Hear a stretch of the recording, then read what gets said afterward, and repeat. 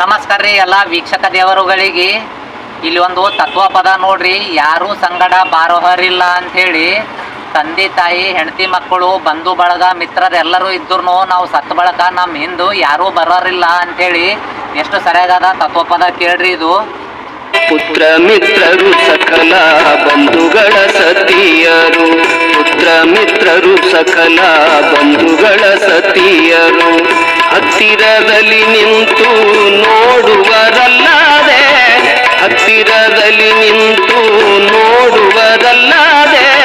ಮೃತ್ಯು ದೇವಿಯ ಬಂದು ಪ್ರಾಣವನ್ನು ಸೆಳೆವಾಗ,